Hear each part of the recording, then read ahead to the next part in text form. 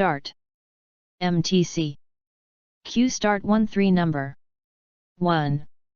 Rachel walked into the door of our apartment wearing my black short skirt and my favorite blue sweater. Raquela. I saw her and thought to myself, those clothes sure look familiar. Right away she announces, I borrowed your clothes. I hope that's okay. I was shocked into numbness at her audacity, but that lasted about 2 seconds, and before she was out of the hallway, I was boiling. 2. No, it's not okay. I want you to ask me before you borrow my things. I didn't yell, but she knew that I was unhappy. I finished eating my lunch and wondered why she thought that it was okay to walk into my room and take my clothes without checking with me. Later when I saw that she had thrown my clothes on the bed, I was bubbling up again. MTC. Good job. Let's start. MTC. Q start 1-3 number 2. Start by realizing that you must look after yourself first, otherwise you'll be of no use to others. There's a reason why airlines tell you to fit your own oxygen mask first in case of an emergency. If you're not okay, you can't hope to be of service and assistance to others. It's not selfish, it's essential to look after yourself first. You might start to do that by learning to say no to unreasonable requests and demands on your time, and to do it guilt-free. That might take a little practice, especially if you're someone who's used to saying yes to everything that's asked of you. Next time you're feeling overburdened by other people's demands, don't feel resentful of them for asking. You're the one who said yes and put yourself in the situation, and you're the one who can change it by learning to say a guilt-free no. MTC. Good job. Let's start. MTC. Q start 1-3 number 4. Diet has been known for many years to play a key role as a risk factor for chronic diseases. What is apparent at the global level is that great changes have swept the entire world since the second half of the 20th century, inducing major modifications in diet, first in industrial regions and more recently in developing countries. 2. Traditional, largely plant-based diets have been swiftly replaced by high-fat, energy-dense diets with a substantial content of animal-based foods. But diet, while critical to prevention, is just one risk factor.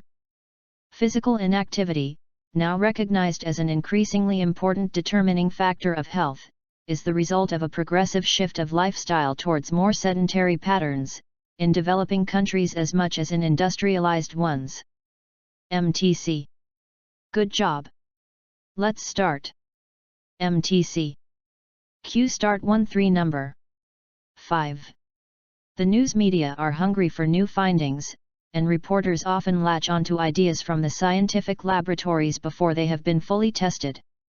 Also, a reporter who lacks a strong understanding of science may misunderstand or misreport complex scientific principles.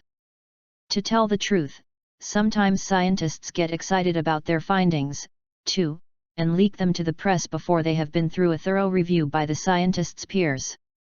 As a result, the public is often exposed to late-breaking nutrition news stories before the findings are fully confirmed.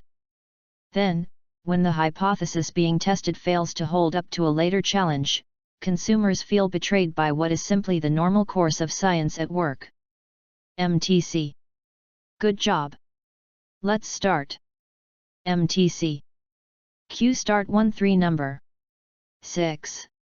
Every puddle is a sign that the water has been blocked, stopped from traveling down through the ground. So if a puddle is persistent, then the first thing we can deduce is that the ground beneath the puddle is either non-porous or extremely wet.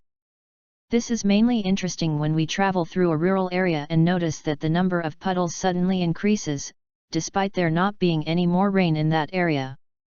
This is a sign that the rocks beneath your feet have probably changed, even if the appearance of the mud has not changed. Since the rocks are responsible for a lot of the characteristics of the soil in an area and the soil strongly influences the types of plants and animals you will find, a sudden change in the number of puddles, without a very local downpour, is a sign that the rocks, soil, plants, and animals all around you will also have changed. MTC. Good job. Let's start. MTC. Q start 13 number 7. The arrival of the steam engine extended our radius of activity. We built steamships that moved more people much more quickly across the oceans. Later, we developed engines and turbines. Our means of transport evolved from the coach to the train and from the sailboat to the steamship. Then came the airplane, and nowadays, we even travel into space. Travel used to be something that special people did for special reasons. Today, everyone travels to the far corners of the earth without giving it a second thought. In the early 1900s, people who traveled to New York by steamship reckoned on staying a lifetime. 1900. They packed up all their possessions in cabin trunks and took them along. Today, we go to New York for the weekend, carrying only a small piece of hand luggage. MTC. Good job. Let's start. MTC. Q start 13 number 8. Confirmed scientific theories are often referred to as laws of nature or laws of physics, but it is important to recognize exactly what is meant by law in this case. This is not the sort of law that has to be obeyed. A scientific law cannot dictate how things should be, it simply describes them. The law of gravity does not require that, having tripped up, I should adopt a prone position on the pavement, it simply describes the phenomenon that, having tripped, I fall. Hence, if I trip and float upwards, I am not disobeying a law, it simply means that I am in an environment, e.g. in orbit, in which the phenomenon described by the law of gravity does not apply, or that the effect of gravity is countered by other forces that enable me to float upwards. The law cannot be broken in these circumstances, and can only be found to be inadequate to give a complete description of what is happening. MTC. Good job.